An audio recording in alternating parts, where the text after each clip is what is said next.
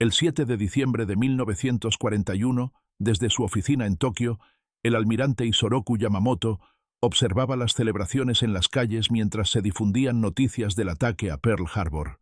En las últimas 12 horas, aviones japoneses habían atacado Pearl Harbor con devastadora precisión.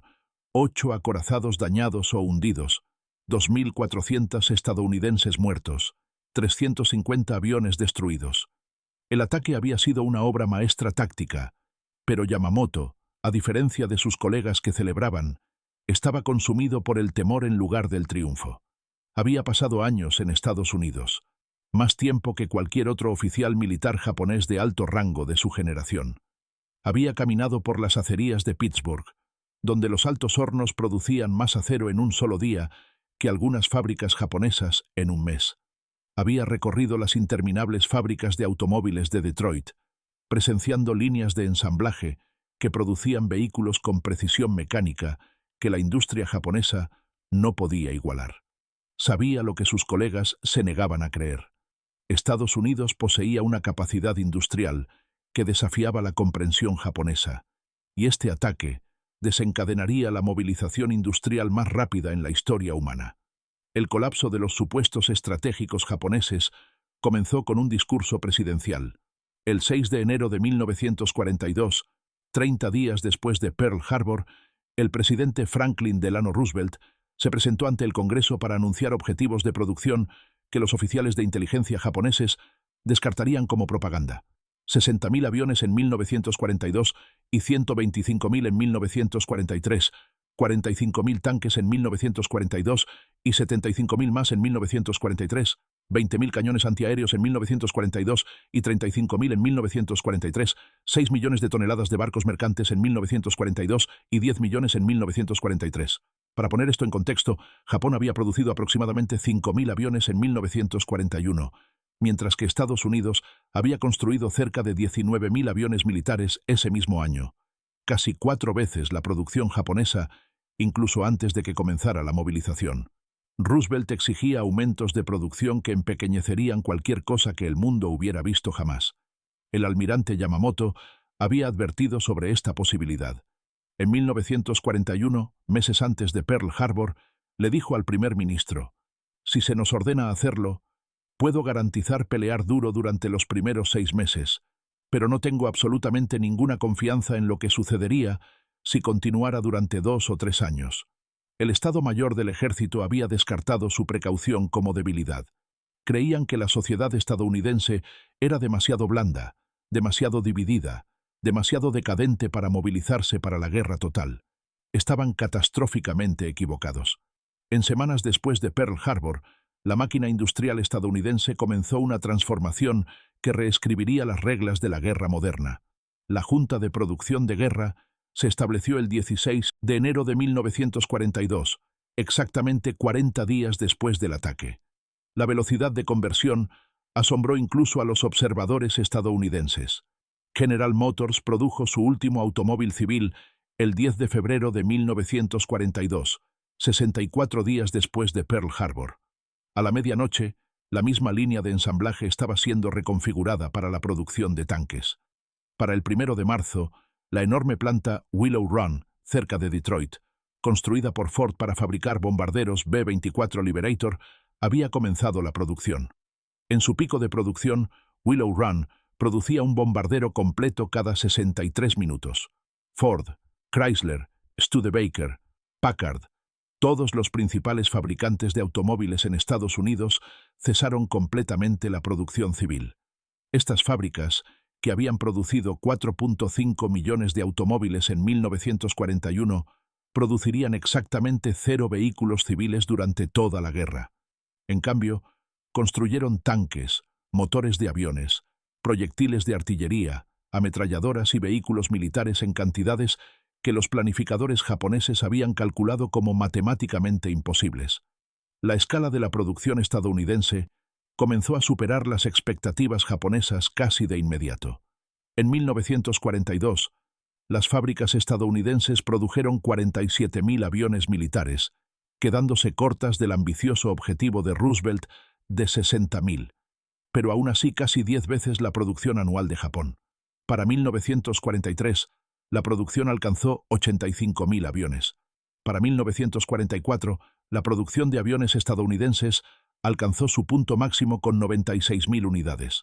Al final de la guerra, en 1945, la producción acumulada estadounidense alcanzó 297.000 aviones militares. Japón, movilizando toda su base industrial para la producción de guerra y aceptando privaciones civiles drásticas, construyó 85.611 aviones durante toda la guerra de 1941 a 1945. La relación de producción estadounidense a japonesa fue de más de 3-1, sostenida durante 4 años de máximo esfuerzo por ambas naciones. La transformación fue mucho más allá de simples números. Representó una reorganización fundamental de la sociedad estadounidense. La planta de Boeing en Seattle proporciona un ejemplo ilustrativo. En 1941, antes de Pearl Harbor, la instalación empleaba a 4.000 trabajadores. En el pico de la guerra, la planta empleaba a 30.000 trabajadores, operando 3 turnos por día, 7 días a la semana. ¿De dónde vinieron estos trabajadores? De cada segmento de la sociedad estadounidense. Las mujeres, que habían comprendido menos del 1% de los trabajadores de la industria de aviones antes de la guerra, constituían más del 10% a mediados de 1942. Para marzo de 1943, las mujeres comprendían el 30% de los empleados de fabricación de aviación. Para 1945, las mujeres constituían el 65% de la fuerza laboral de la industria de aviones en algunas instalaciones. La icónica Rosie la remachadora no era propaganda. Era realidad económica que representaba a millones de mujeres que dejaron sus hogares y entraron en las fábricas para apoyar el esfuerzo de guerra. El programa Liberty Ship ejemplificó la capacidad industrial estadounidense. Estos buques de carga diseñados para ser construidos rápidamente con mano de obra semicalificada comenzaron a salir de las líneas de producción a tasas sin precedentes. El ejemplo más famoso fue el SS Robert E. Peary, construido en 4 días, 15 horas y 29 minutos. Incluso el ritmo normal de 42 a 50 días por barco era notable según los estándares históricos. En la producción máxima en 1943, los astilleros estadounidenses lanzaron 3 barcos Liberty por día. Para el final de la guerra, Estados Unidos habría producido 2.710 barcos Liberty, cada uno transportando 10.000 toneladas de carga, juntos representando más capacidad de transporte que la que existía en toda la marina mercante japonesa al comienzo de la guerra. La imposibilidad matemática de la victoria japonesa se hizo clara para cualquier analista dispuesto a examinar las estadísticas de producción objetivamente, pero el liderazgo militar japonés se negó a reconocer la realidad. La batalla del Mar del Coral, en mayo de 1942, 5 meses después de Pearl Harbor, demostró el primer control significativo a la expansión japonesa. Luego vino Midway, del 4 al 7 de junio de 1942, exactamente 6 meses después de Pearl Harbor, precisamente como el almirante Yamamoto había predicho. La batalla resultó ser el punto de inflexión de la Guerra del Pacífico. El almirante Yamamoto había comprometido 4 portaaviones de flota en la operación Midway: Akagi, Kaga, Soryu e Hiryu. Estos buques representaban el núcleo del poder aéreo naval japonés. Los bombarderos en picado estadounidenses que llegaron sobre los portaaviones japoneses en el momento crítico encontraron 3 portaaviones con sus cubiertas abarrotadas de aviones armados y con combustible. Akagi, Kaga y Soryu fueron alcanzados por múltiples bombas y se transformaron en infiernos en minutos. Hiryu fue descubierto y destruido más tarde ese día. En un solo día de combate, Japón perdió 4 portaaviones de flota irreemplazables y entre 248 y 320 aviones. Las pérdidas estadounidenses fueron significativas.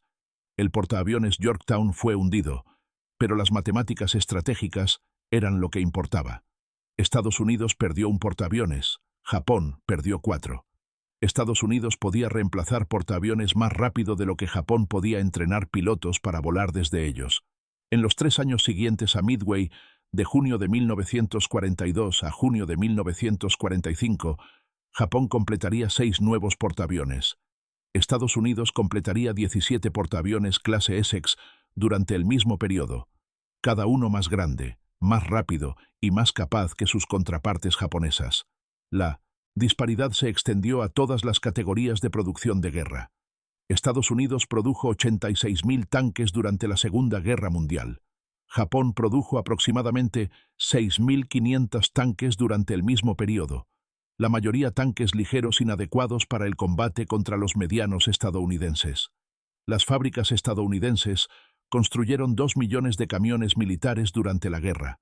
Japón fabricó aproximadamente 165.000 camiones. Los astilleros estadounidenses lanzaron aproximadamente 6.800 buques navales durante la guerra. Japón completó menos de 1.000 buques navales. El bombardero B-29 Superfortress ejemplifica esta diferencia mejor que cualquier otro sistema de armas individual. Cada B-29 contenía 40.540 partes diferentes y consumía 12 toneladas de aluminio en su construcción. Estados Unidos construiría aproximadamente 4.000 de estos bombarderos entre 1943 y 1945. La campaña de bombardeo estratégico contra Japón demostró tanto la capacidad de producción estadounidense como la futilidad de la resistencia japonesa. El bombardeo incendiario de Tokio, en la noche del 9 al 10 de marzo de 1945, empleó 334 bombarderos B-29 que transportaban 1.665 toneladas de bombas incendiarias. El ataque creó una tormenta de fuego que destruyó 16 millas cuadradas de Tokio, matando aproximadamente a 100.000 personas en una sola noche.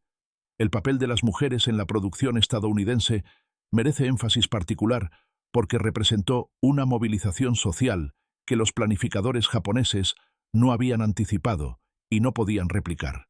Para 1943, más de 6 millones de mujeres trabajaban en industrias de defensa, comprendiendo aproximadamente el 35% de la fuerza laboral de defensa total. Estas mujeres realizaron cada trabajo previamente reservado para hombres. Soldaron fuselajes, operaron prensas hidráulicas masivas, ensamblaron motores complejos, leyeron planos técnicos, realizaron inspecciones de control de calidad. El proyecto Manhattan representó la expresión final de la capacidad industrial y científica estadounidense, un programa tan vasto que empleaba a más de 130.000 personas. El proyecto costó aproximadamente 2.000 millones de dólares. El 6 de agosto de 1945, el B-29 Enola Gay lanzó una bomba atómica sobre Hiroshima. La bomba mató aproximadamente entre 70.000 y 80.000 personas inmediatamente. 3 días después, el 9 de agosto de 1945, otro B-29 lanzó una segunda bomba sobre Nagasaki. El emperador Hirohito anunció la rendición de Japón el 15 de agosto de 1945. El análisis estratégico de la derrota de Japón revela que Pearl Harbor, lejos de ser la mayor victoria de Japón, fue en realidad el desencadenante del colapso inevitable. Los planificadores militares japoneses habían hecho varios cálculos erróneos catastróficos. Primero, subestimaron la capacidad industrial estadounidense por un factor de 10 o más. Segundo, asumieron que la sociedad estadounidense era demasiado blanda para movilizarse efectivamente para la guerra total. Tercero, creyeron que la excelencia militar podría compensar la inferioridad material. Cuarto, apostaron a que Estados Unidos negociaría la paz después de las derrotas tempranas, en lugar de luchar hasta la rendición incondicional. Estaban equivocados en cada cálculo, y cada error de cálculo fue agravado por la incapacidad de Japón para adaptarse cuando la realidad contradijo los supuestos. Las estadísticas de producción estadounidense cuentan la historia de la movilización industrial sistemática que derrotó a Japón tan seguramente como las bombas y las balas. 297.000 aviones, 86.000 tanques, 2 millones de camiones militares, aproximadamente 6.800 buques navales. Estos números representan la producción lograda mientras se luchaba simultáneamente contra Alemania e Italia en Europa, manteniendo los estándares de vida civil muy por encima de los niveles de subsistencia, y en realidad expandiendo la economía estadounidense en general. Entre 1941 y 1945, el Producto Nacional Bruto estadounidense aumentó aproximadamente un 70%. El legado de la producción estadounidense durante la Segunda Guerra Mundial se extendió mucho más allá de la victoria militar. Las fábricas que construyeron bombarderos B-29 se convirtieron en aviones comerciales, estableciendo el dominio estadounidense en la industria aeroespacial que continúa hoy. La capacidad industrial movilizada para la producción de guerra pasó sin problemas a la prosperidad en tiempos de paz, estableciendo a Estados Unidos como la potencia económica preeminente del mundo durante generaciones. Esa dominancia comenzó con los objetivos de producción anunciados 30 días después de Pearl Harbor y se demostró a través de logros que superaron los peores temores de Japón, reescribiendo el equilibrio estratégico de la Guerra del Pacífico y demostrando de manera concluyente que la guerra moderna sería ganada por la capacidad industrial tanto como por la habilidad táctica en los campos de batalla.